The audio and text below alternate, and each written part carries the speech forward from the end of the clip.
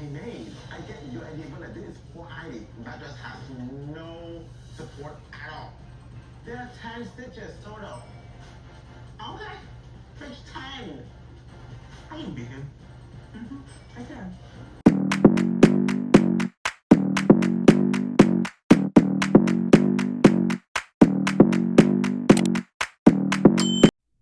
Hey everyone, welcome back to my channel. Welcome back to Chavely Sanctuary. We are back with another Project Runaway review, and today we are talking about episode 6. And listen, this episode gave us beautiful fashion, questionable look, questionable strategy, drama, and a twist that I was not expecting. So let's get into it. First, we have to finish what happened in the previous challenge because of the debate, they decided there wasn't going to be just one top designer. B and Bryan were the top two. But there was also a little tension happening in the workroom. Bryan was so upset about Joseph McRae constantly saying, "This is the Joseph McRae show."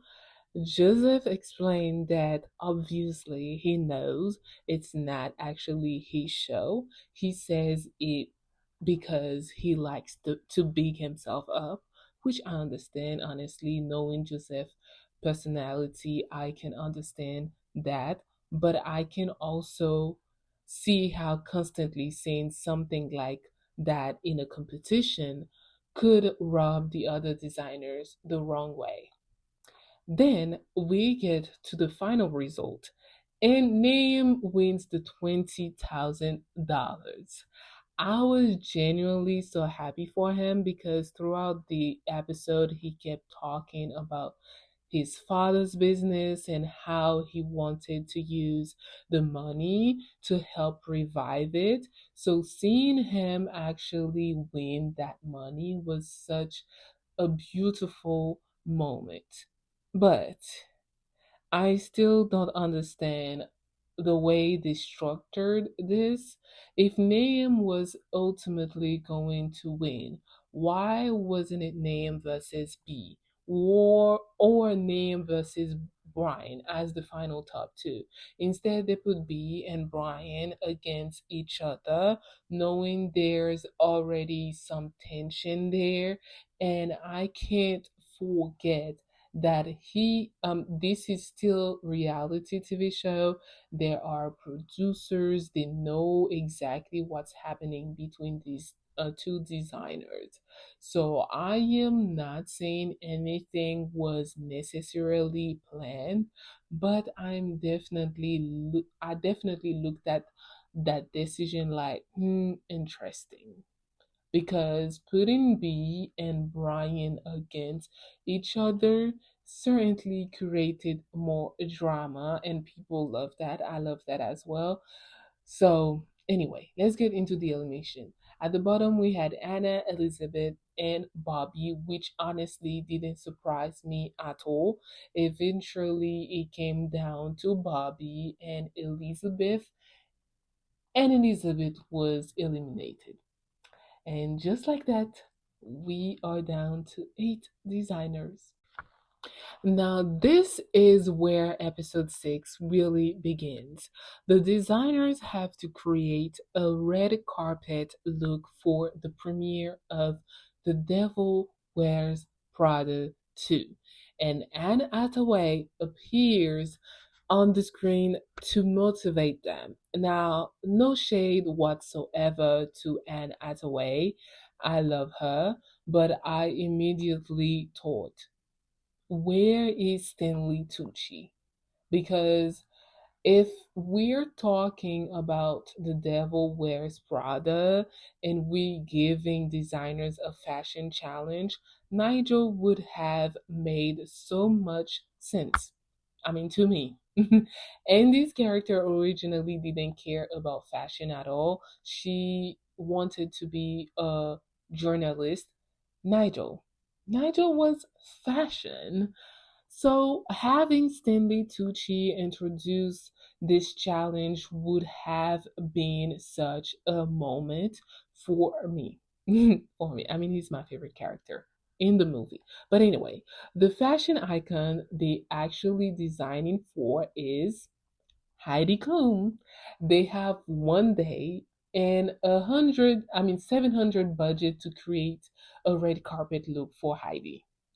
And designing for Heidi Klum is not easy because this woman has worn everything. She likes sexy, she likes drama, she likes showing her body, and most importantly, she has the confidence to carry a major fashion moment.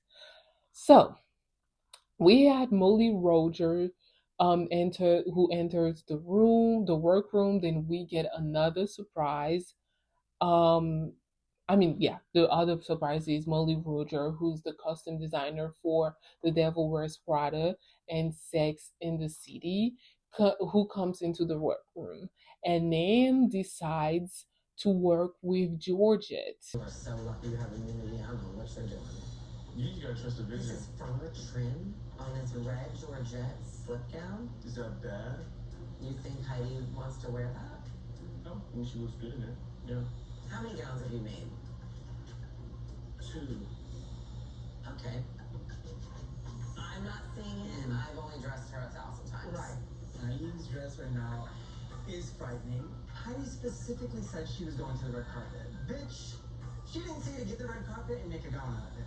It makes me very nervous because it's very ambitious just to trim this full dress in Georgette, one of the hardest fabrics in the world to sew. If you can prove me wrong, great. I'd probably do it. Okay. Immediately I was concerned, very concerned. That is not an easy fabric to work with, especially under the pressure of a 1 day Project Runway challenge. And I actually related to Naeem in that moment because I have done something similar in the past. There was a time when I had the ambition to buy chiffon, knowing damn well I had never worked with chiffon before. Why did I do that to myself? Well, I wasted my money. I talked about that experience in one of my previous videos about the mistakes I made when I enrolled at SCAD. If you want to watch it, go ahead. That was honestly one of the worst periods of my life. So when I saw Nam struggling with that fabric, I understood. Eventually, he gave it up. Thanks God. Sometimes you have to recognize that your original idea isn't working and move on, especially when the clock is against you. 1 day, please. And then comes the twist. The winner of this challenge gets to choose three rival designers to be up for elimination. Excuse me? What in the world? At this point, we are not just judging fashion anymore. We are playing strategy. Because imagine winning and then having to decide which three designers might potentially go home because of your decision. That's messy. And I knew immediately that whoever won was about to make some people mad. Yeah. All right, the workroom. Our guest judges are Winnie Hollow and Nina Dobrev. And now it's time to get into these looks. Let's start by name. I'm sorry, but this is absolutely not Heidi Klum. We already know Name had to abandon his original fabric, and unfortunately, I think you can see the struggle in the finished product. This is so sad. He doesn't embrace the woman's curves. It looks loose and floppy in places, and overall, it just doesn't feel appealing to me, nor the judges. And Liam knew it. Sometimes, as a designer, you know before you even hit that runaway when something hasn't worked. Let's move to Bryan.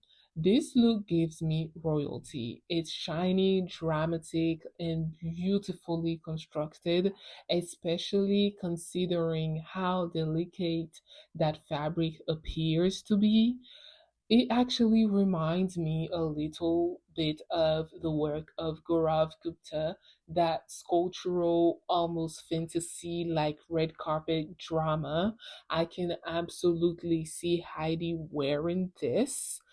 Personally, I could see it even more without that huge cape. The dress already has enough presence. Um, yeah, he has enough presence. Now let's move to Bobby. Girl, this was giving me medieval times. I am trying to understand the intention because the assignment is a red carpet.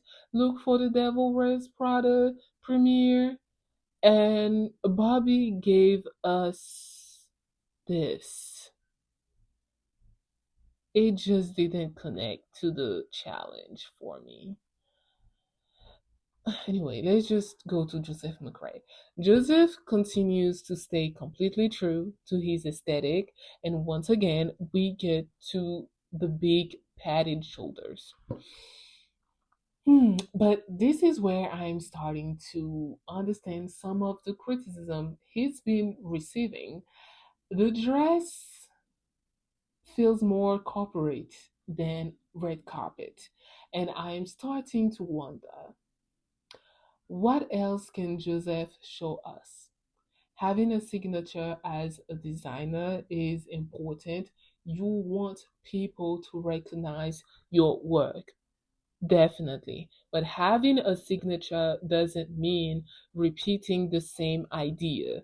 You still have to show innovation, versatility, and evolution. And so far, I don't think Joseph has fully shown us that. And that's okay.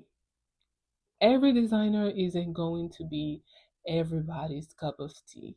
But at this stage in the competition, I need to see something more. The judges need to see something more. You really need to prove yourself at this point, Joseph. Still love you though. Let's go to B. Now, this fabric, I loved it from the moment I saw it. Originally, B was cutting pieces of this beautiful fabric and planning to use them almost like appliques over a black dress. And I was thinking, please don't do this. Don't do that. Thankfully, Christian stepped in and suggested letting the fabric be the star. And thank you, Christian, because it would have been a disaster. Because the finished result has movement, freedom, beautiful colors. It feels alive. This feels like something made with Heidi in mind. And those colors would look gorgeous with her eyes. This was one of my favorites. Let's move to Jeffrey. Jeffrey gives us this beautiful fluorescent pink bodycon dress. Would Heidi wear this? Honestly, I can completely picture it on her. My issue is that I've seen this type of design before. It doesn't necessarily give me the Devil Wears Prada spirit or something that feels particularly innovative, but as a Heidi Klum dress, it works. It does work. Now let's go to Anna. Anna stepped it up this week. This lace dress is beautiful, well constructed, and there's a level of transparency, which we already know Heidi loves. My hesitation is the neckline. Because of that neckline, I'm not completely convinced I see Heidi wearing this particular dress on the carpet now. But regardless, Anna deserves credit because this was a major improvement from last week. Let's go to Jude. I am honestly confused. I don't understand some of the stitch placement. I don't fully understand the storyline. And Jude himself has admitted that men's wear is his strength and women's wear is his weakness. And I think we are seeing that here.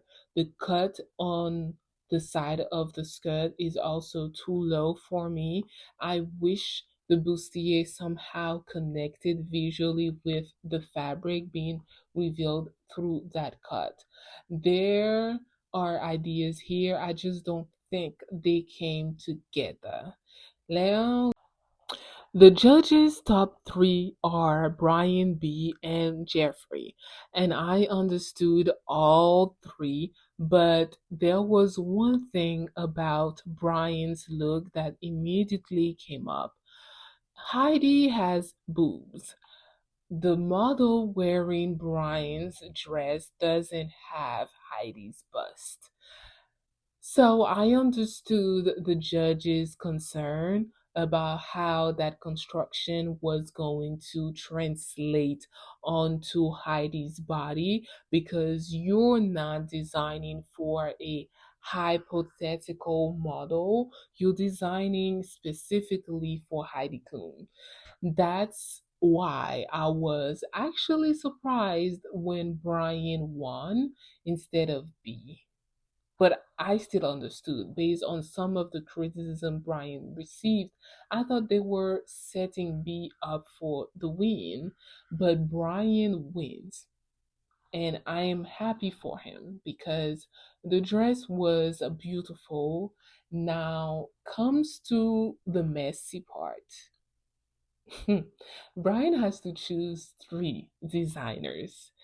Brian now has the power to choose the three designers who will be up for elimination. Immediately, I said, Joseph, Jude, B. I already knew. Well, I was wrong. I got Jude right, though. I got Jude right. Brian chooses name Bobby and Jude. He says he made the decision based specifically on their performance in this challenge. Honestly, I can respect that. I truly can. Then Bobby says she thinks Joseph should have been there instead of her because his dress wasn't designed with Heidi in mind. Not surprised to be in the bottom because my dress is poorly made. But also, I think that Joseph McRae would fit more in the bottom three because his dress doesn't really have Heidi in mind. So this is annoying. That means Bobby, please, girl. Please. Joseph Luke wasn't my favorite either, but your dress was not good. I just want you to know that and see that. No disrespect, but it looked just like the Cinderella's first dress that the animals took all the time, that time to make before her stepsisters came and ripped it apart. This was not the week to start pointing fingers, darling. Bobby goes home. Ultimately, Bobby is eliminated. And joke aside, I was genuinely sad for her.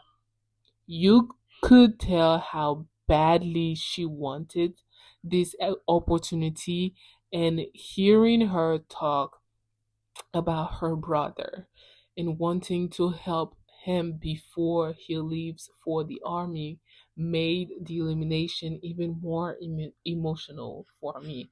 I understand that feeling of having family back home and feeling like you have a responsibility to help take care of them, especially when you are the eldest.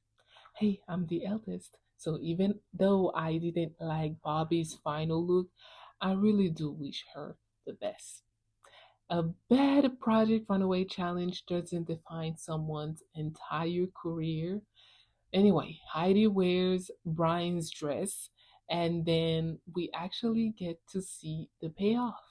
Heidi Klum wears Bryan's dress to the Devils Wears um, Prada 2 premiere, and remember that concern about the boobs.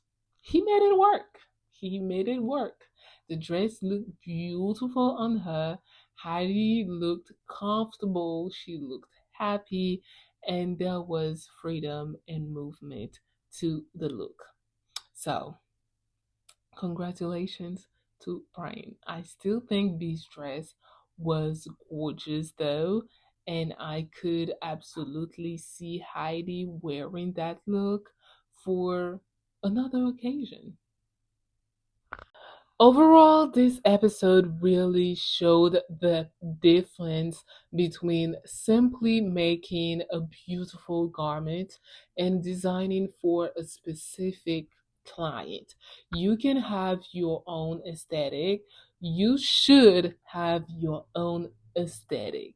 But if Heidi Klum is your client, you also need to understand Heidi Klum, her body, her personality, her confidence, her relationship with fashion. That's what makes fashion design different from simply creating art. You aren't always designing only for yourself. With only 7 designers left, we getting to the point where having one signature idea isn't going to be enough. I want versatility. I want growth. I want to be surprised. But now I want to hear from you. Did Bryan deserve the win, or would you have chosen B or Jeffrey? What did you think about the twist of Bryan choosing the 3 designers up for elimination? Let me know in the comment section because I know we're going to have opinions about this one. Definitely. Don't forget to like, subscribe, and I'll see you in my next Project Runaway review or a different video. Bye.